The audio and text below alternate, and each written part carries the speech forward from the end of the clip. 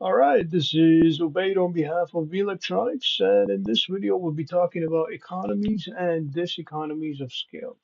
So, when it comes to economies of scale, we're basically talking about companies or firms, okay, that produce efficiently. Okay, when I say produce efficiently, we're talking about producing X number of units at the least price possible, at the least cost of production. Okay, so let's say, for example, company A. Okay, let's say company A, okay, makes auto parts.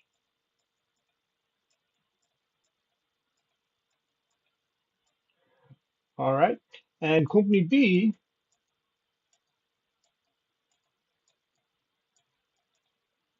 also makes auto parts. Now, between these two companies, okay, if company A, for example, has high fixed costs, okay, so let's say this is what the graph looks like. This is your fixed cost, let's say 400. Okay, this is cost of production. This will be quantity. Okay, and as you may see, as the quantity goes up, the cost of production goes up. Why? Because you're producing more. Now, this is one scenario. The other scenario would be where you have a company and that company has fixed cost, let's say 400 again. Okay, and okay, this time what's happening is, okay, as the quantity goes up, the cost goes down. So let's say 400 is the fixed cost. Okay, as the quantity, okay, goes up, cost goes down. Okay, so one moment, let's draw this one over here because 400 is fixed. Okay, so the cost goes down. Okay, as long as it touches 400 over here, the imaginary line. Let's say this is your imaginary line for 400. Okay, and it's not going to go below this imaginary line. All right, so assuming that it doesn't go below this imaginary line, okay, this company, okay, is efficient to some extent. Okay, and so is this company. All right. However, if you have an inefficient firm or inefficient company, what's really happening is for that inefficient company, okay, the cost to produce something, okay, is significantly high. Okay, one of the reasons might be because this company might have, okay, machineries or equipment, okay, that is not being used efficiently. Okay, so let's say you have a maximum capacity for a machinery. Okay, however, the company has assigned too many employees working on this machine, as a result of which the machine is being either overused, okay, or not used efficiently. Okay, if it's not being used efficiently, okay, technically speaking, okay, you have inefficient labor. Okay, because you have inefficient labor, okay, what's happening is the cost of production is going up. Okay, so this is what the cost of production looks like on a regular graph. So you have your cost and you have your quantity, just like your demand curve, okay, where the price goes down and demand goes up high. Okay, the cost of production keeps going down and the quantity produced keeps going up. Okay, this is if this is efficient labor. Okay, this is efficiency. All right, so this is basically saying, hey, listen, my company is efficient. Come work for my company.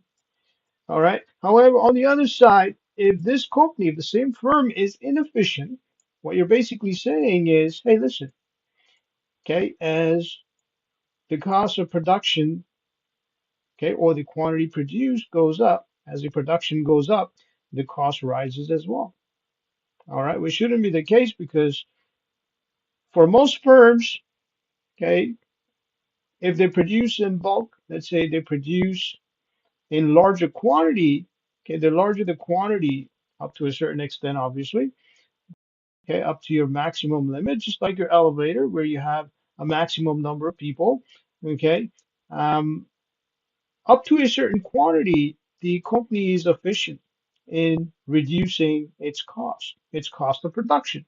But as soon as this company goes over that quantity, as soon as this company goes over, okay, that production factor, okay, the quantity, okay, basically what you're saying is, hey, listen, okay, The cost is too high. Okay. So basically, the company is not making enough profit. Okay. So you have C, okay, your selling price, whatever the selling price is, this will be your P. Okay. Take away C. So this is your cost of production. So cost of production is too high. If this goes up high, okay, and the price, let's say, is not too high, you're going to have a reduced profit. Your gross margin is going to be less. All right, so that's what this is all about. So when it comes to economies of scale, we're looking at efficient labor. We're looking at efficient production. Okay, so efficient labor, efficient production. Okay, this is economies of scale.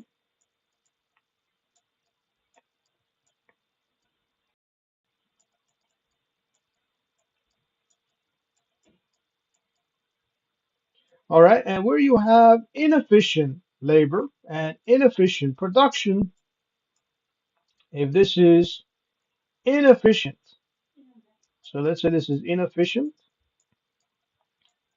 is not very efficient, so not efficient, all right, not efficient. Okay, we know that this is not efficient as a result of which, okay, we're not making as much as we should be. All right, so the profit is not too high. Profit is not too high. And why do we need profit? Well, we need profit, obviously, to pay for operating expenses,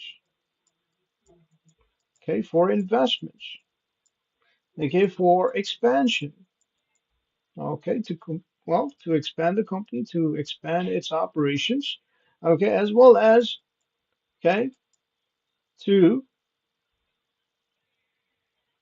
have the motivation to run the business. Why the heck do you need to run a business if you're not making enough profit, right? So the last one would be motivation to run the business. Okay, so um, again, economies of scale. We're talking about efficient labor, okay, and inefficient labor, okay, will lead to the opposite. Okay, this is no longer an economy of scale. All right, so that's it for this video. On behalf of We Electronics, again, this is Obey. Have yourself a great day.